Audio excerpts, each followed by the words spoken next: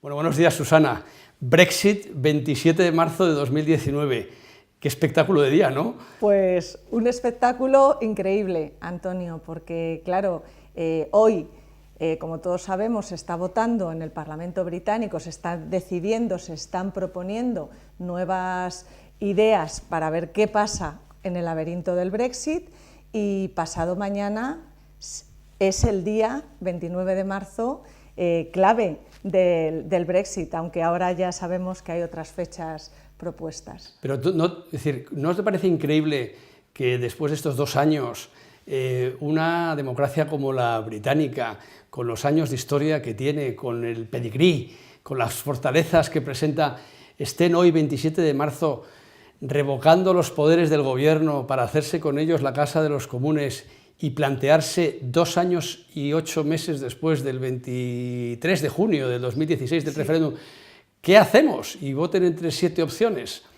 Pues la verdad, Antonio, estoy contigo. Me parece increíble, me parece a nivel análisis político algo muy interesante, pero al mismo tiempo que nos hace de alguna forma decir, pero ¿qué está pasando?, ¿no? Precisamente por lo que tú muy bien dices de cómo son los británicos, su parlamento, su orden.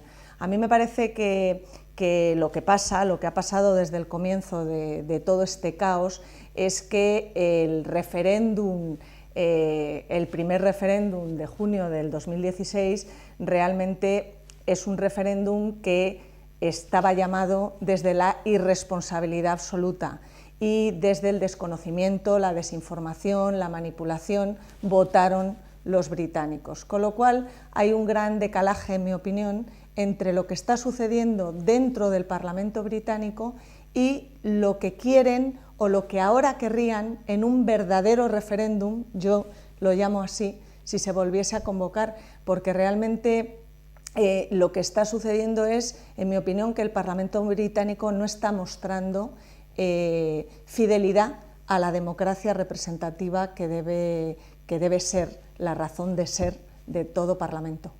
Bueno, ese es un punto muy importante, es decir, que realmente si asumimos, aunque sea juris tantum, la presunción de que el Parlamento representa a la sociedad que representa, el principio fundamental de la soberanía popular, hoy, 27 de marzo, mientras estamos hablando, están debatiendo 7 opciones. Sí. 7 opciones como forma de interpretar un referéndum de hace, insisto, 2 años, más de 2 años y medio.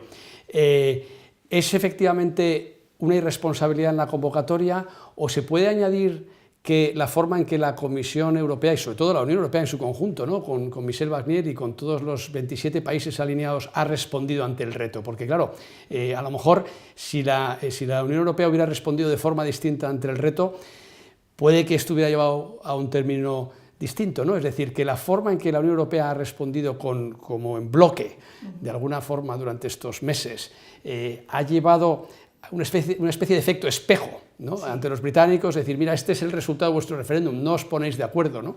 ¿No te parece algo sin precedentes, ¿no?, un divorcio difícil de ejecutar? Sí, a mí me parece muy complicado, a mí me parece que es un bloqueo constante, yo lo llamo muchas veces el boomerang del Brexit, ¿no? Se ha votado ya 2 veces el acuerdo con la UE de May, 2 veces se ha dicho que no. ¿Y qué es lo que sucede? Que la Unión Europea, en mi opinión, ha ido siempre de forma conjunta, haciendo los deberes, estableciendo las reglas, cumpliendo con su agenda en relación al Brexit. Se ha llegado a un acuerdo y el gobierno británico no ha obedecido a esa forma británica en la que todos pensamos, ¿no?, que se deberían haber movido, de cumplir con sus deberes, llevar todo ordenado, etc.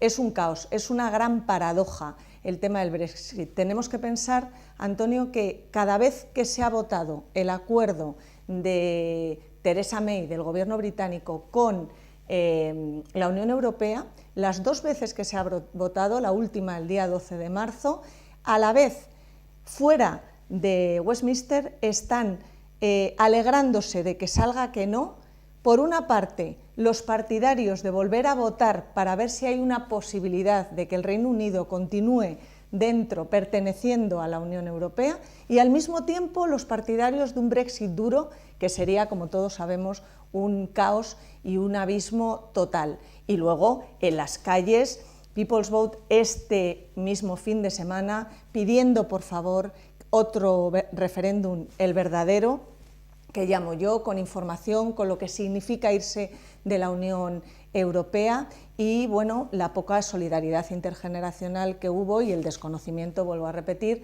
en el referéndum. ¿Por qué? Porque si miramos el abanico de votación y de edades, pues los jóvenes que fueron a votar votaron quedarse y a partir de una edad determinada, 55 años, votaron irse. Muchos de esos votantes ahora por solidaridad intergeneracional y porque ven lo que significa a nivel comercial, jurídico, empresarial, social, ahora votarían quedarse y los jóvenes yo creo que es que irían todos a votar porque ellos quieren seguir siendo futuro de la UE ellos mismos y al mismo tiempo poder estar en lo que es el futuro de Europa. Y yo, Antonio, lo que te quiero preguntar en un despacho tan importante como es el vuestro y por todo lo que quiero aprender de lo que me cuentes, ¿no?, aquí en nuestra conversación es cómo se está viviendo a nivel jurídico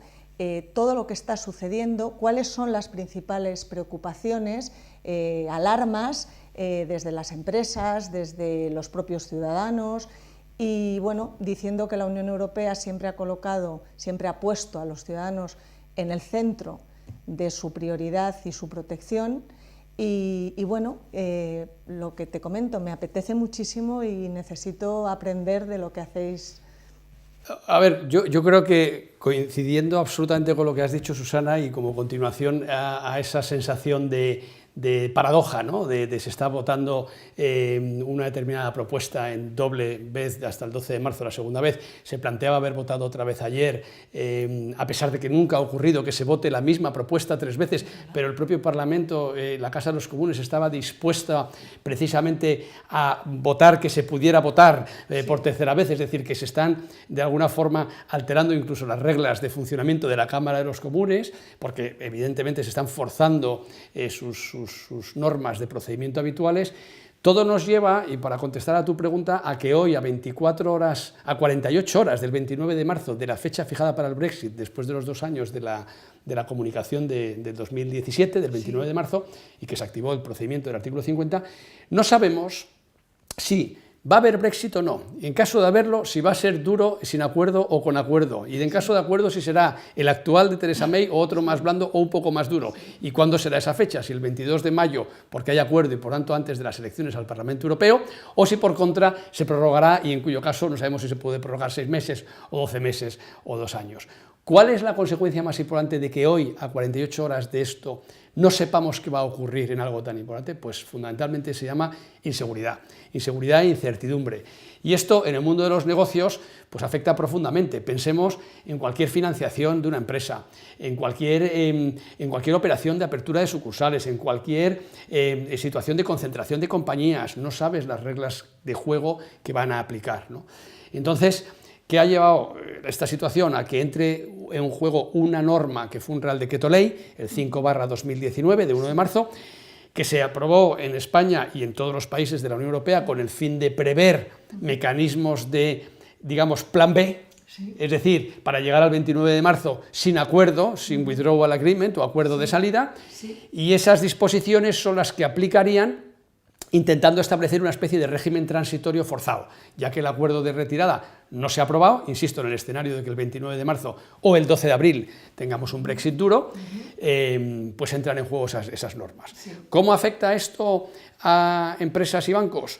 Pues, lógicamente, mucho, porque no hay nada peor para el buen funcionamiento de los negocios que la incertidumbre, la inseguridad jurídica o la inestabilidad, ¿no? Claro.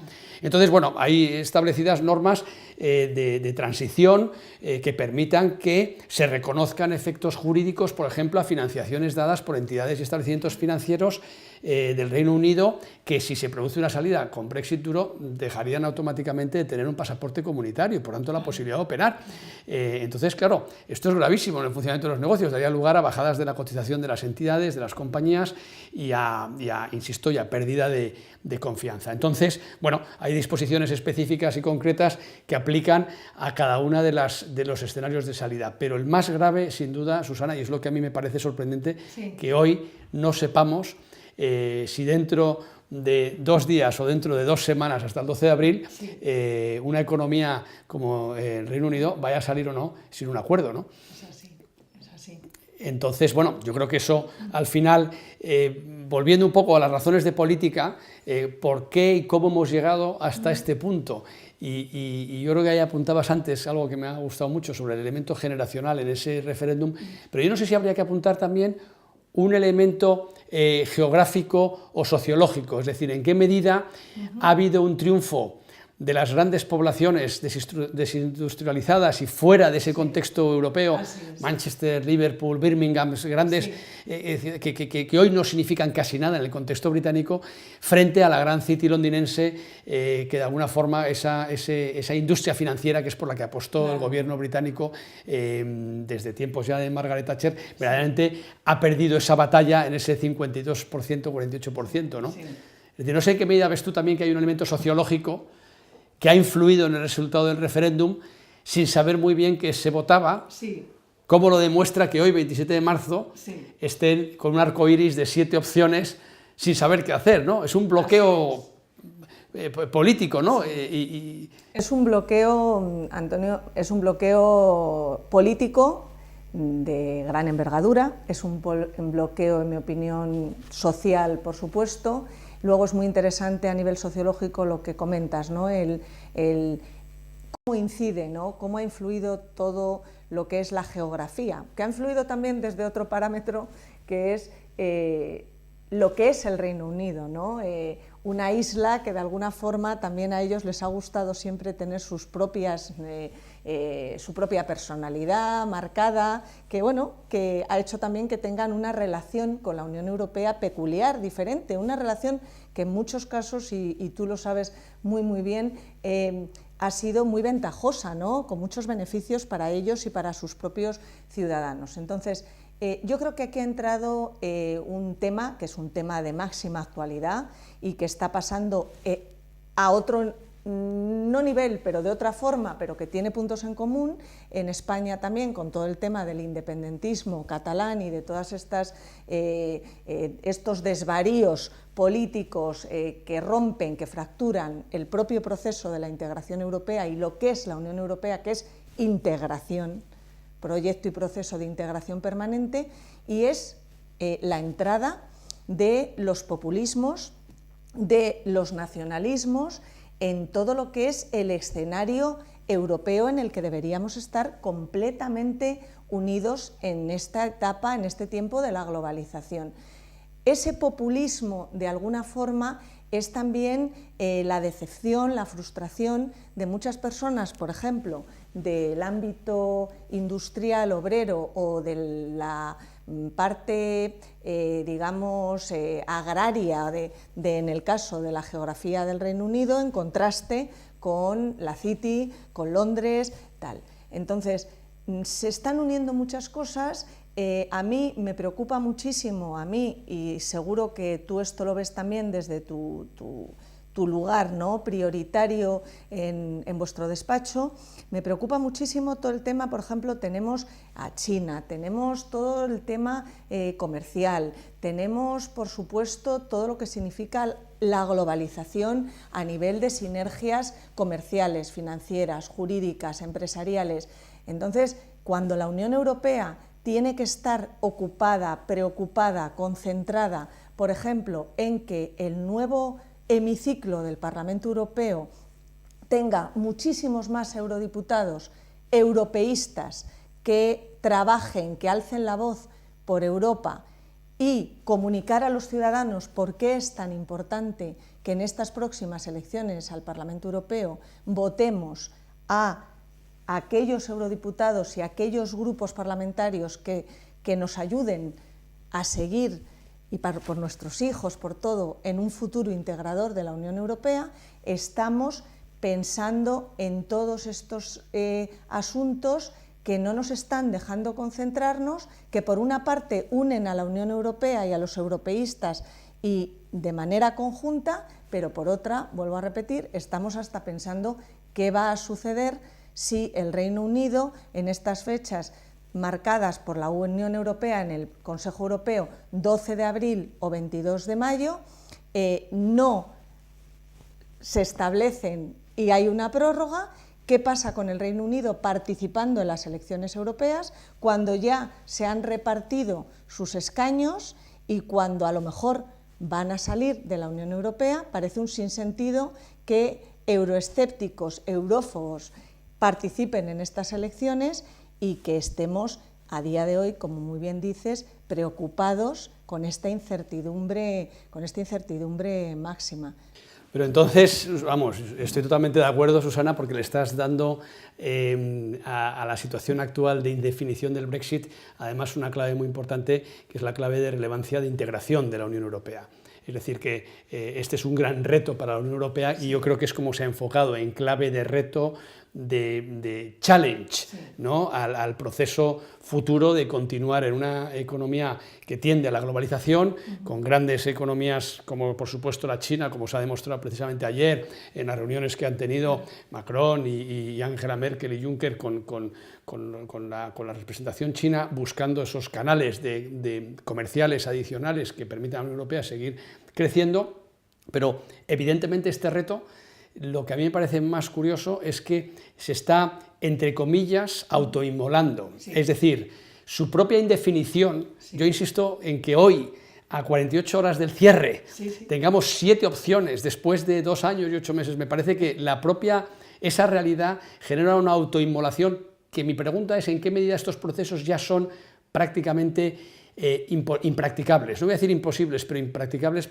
por difíciles de llevar a la práctica. Es decir, lo que puede ser una consulta binaria, remain o exit, nos quedamos o nos vamos, ha derivado en 7 opciones. Es decir, que en el fondo la propia evolución geopolítica de las naciones y de la integración, en este caso europea, y lo que las personas al final quieren hoy en día, que es discutir y hablar de educación, de sanidad, de economía, de tecnología, de gestión del conocimiento, de pensiones, evidentemente cede y ha intentado ceder a favor de una especie de debate artificial, ¿no? Político, de crear una necesidad que no existía. Y por tanto está poco definida, ¿no? Ahí a mí me parece que hay un punto clave que además los operadores de mercado, que es donde yo más puedo estar encima con empresas, con bancos o con agentes que están operando, inversores que están trabajando en un mercado de capitales prácticamente globalizado, con unos estándares ya reconocidos de cuál es lo que se espera en países que están ahormados, están de alguna manera unificados por las directivas comunitarias que les ha llevado a tener unos patrones semejantes y unos estándares semejantes en materia de ley aplicable, en materia de jurisdicción, en materia de ayudas de Estado, en materia de establecimientos financieros, etc. Este debate artificial, no sé si estamos llegando a un punto de que es impracticable o inejecutable, una especie de mandato casi imposible de llevar a efecto. Y por tanto me atrevo a decir que hoy la solución, no me puedo creer que en 48 horas entre las 7 opciones lleguen a cuál es la correcta. No sé si me explico. Me parece que es un debate que tiene muchísima más profundidad, que va a afectar a, no creo que 2 generaciones o por lo menos una generación, 30, 50 años, hasta que en el caso de producirse el Brexit, Gran Bretaña pueda llegar a plantearse volver a unirse. Digo, si se produce el Brexit en 2020, puede en 2050 volver a pedir entrada. Es decir, esto va a afectar a 1 o 2 generaciones. Me cuesta creer, y esa es mi gran pregunta, y tú, yo creo que Susana, que es un mundo en el que te mueves bien y entiendes desde un punto de vista más bien geopolítico o sociológico, que haya una solución que dé paz y armonía a los habitantes del Reino Unido y, por supuesto, en consecuencia, al resto de la Unión Europea, ¿no? En tan poco espacio de tiempo. Y quizás esa es la mejor prueba del algodón de que esto es un mandato o bien muy mal planteado en ese referéndum con la consulta, probablemente, o, y añado, casi difícil o imposible de ejecutar, un divorcio inejecutable. De forma razonable, me refiero, ejecutar se puede ejecutar, pero de forma más o menos razonable, con un cierto consenso, que yo creo que es, en definitiva, lo que tienes que tener, unas mayorías unas mayorías cualificadas. Para una decisión de este tipo no puede ser que no haya unas mayorías cualificadas, una especie de pulsión del electorado, pulsión social de decir esto es lo que queremos, ¿no? Yo creo que es evidente que eso hoy no lo hay. Ese mero hecho, para mí, desde un punto de vista, te diría hasta jurídico, me parece que es una causa de inadmisión a trámite hasta que ustedes lo vean más claro en unos años. Porque no hay un consenso razonable, es decir, partiendo, vuelvo a decirlo, de que la soberanía popular rige juris tantum y representa a la población, y ustedes no están de acuerdo en unos mínimos, no tienen un soporte mínimo, solvente, para que ustedes lo lleven a efecto, ¿no? Que quizá eso, perdona por interrumpir, quizá eso conecta con que es muy difícil llevar a efecto un referéndum con un 52-48%, que prácticamente es que no hay un consenso suficiente, una mayoría cualificada para una decisión tan relevante, ¿no? Así es. Yo creo que, a ver, el referéndum en sí es siempre peligroso, siempre peligroso.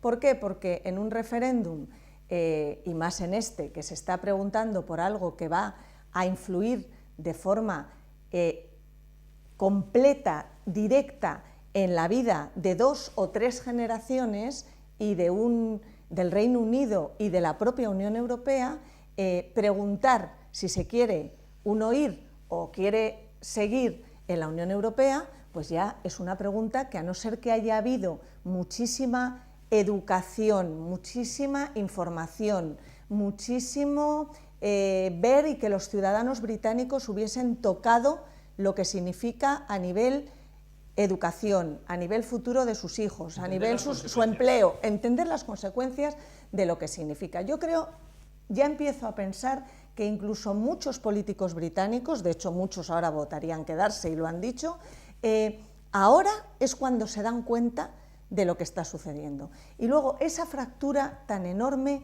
entre lo que pasa dentro del Parlamento británico, por ejemplo, hoy, que vuelve a ser un día muy importante, a 2 días del 29 de marzo, con un artículo 50 que no se sabe si lo van a revocar, si no lo van a revocar, si vamos a tener prórrogas, si no va a haber prórrogas, si va a haber Brexit duro, si va a haber Brexit light. Entonces, a mí, en todo esto, lo que más me duele, después de haber pasado todos la catarsis, la tristeza de que el Reino Unido se vaya de la Unión Europea, del tema de Irlanda, de lo que están diciendo todo el tiempo desde Escocia, a mí lo que más me duele es, el otro día me preguntaban, dime un protagonista de todo el tema Brexit, y se referían pues a protagonistas dentro del propio Parlamento británico, en el que, por cierto, claro, tampoco hay ni orden ni control de lo que pasa dentro del propio Partido Conservador. Entonces, que haya, me pedían un protagonista, yo protagonistas dije el movimiento, la campaña People's Vote. ¿Por qué? Porque es que son los únicos que están siguiendo una hoja de ruta y un orden. Están en las calles, están pidiendo que por favor se les escuche, y por eso decía al principio, Antonio, en nuestra conversación, está fallando la democracia representativa dentro del propio Parlamento británico, está fallando. Cuando dicen, bueno, pero ¿por qué debería haber otro referéndum? El referéndum verdadero o el segundo referéndum técnicamente. Pues bueno, ¿por qué debería haberlo? Pues debería haberlo porque aquí han fallado muchas cosas, porque no hay una mayoría, como tú muy bien dices, en ningún plano, ninguna mayoría que se esté viendo cualificada dentro del propio Parlamento británico. Totalmente de acuerdo. Yo, y vamos a tener que ir concluyendo, sí, Susana, sí, pero sí que fíjate, hay una cosa que quizá creo que no habría duda de que hay consenso, y es en que esto ahora mismo está totalmente desordenado. Totalmente. Y creo que eso sería suficiente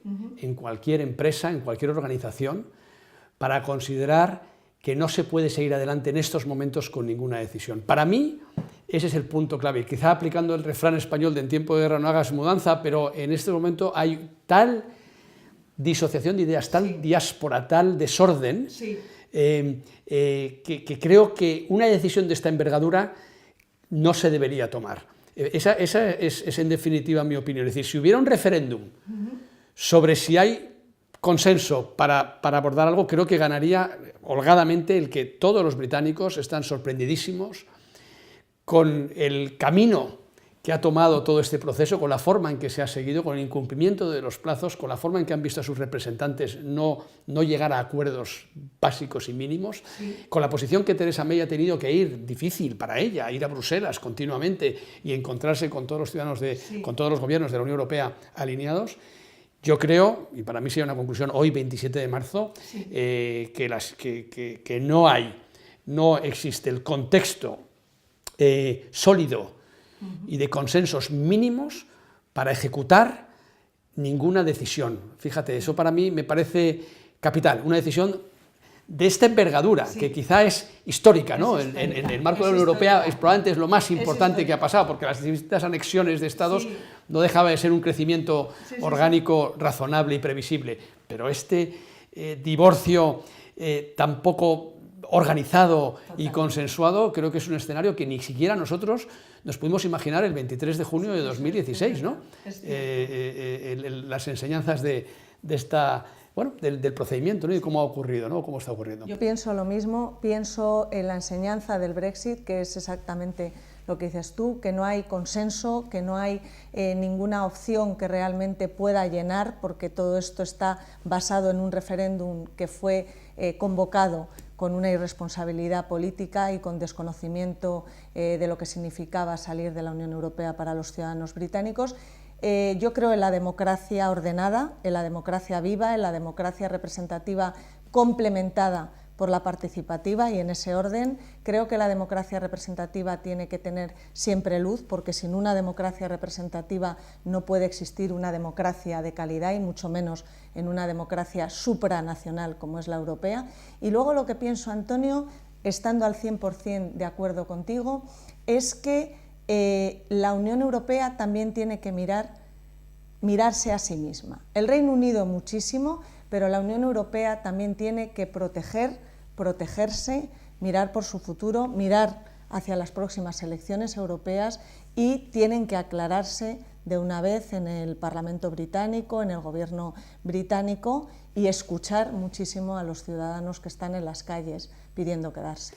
Bueno, pues ese es un fin estupendo a nuestra conversación. El 26 de mayo es seguro que tenemos elecciones al Parlamento Europeo. Sí. Entonces la Unión Europea va cumpliendo con su deber, como bien ha dicho antes. Eso es. Y respecto del Brexit, pues bueno, quizá lo que tendremos que hacer es vernos en 2 días, el 13 de abril y el 23 de mayo, a ver qué ha pasado. Así haremos, Antonio. Bueno, Susana, muchísimas gracias. Gracias. Gracias.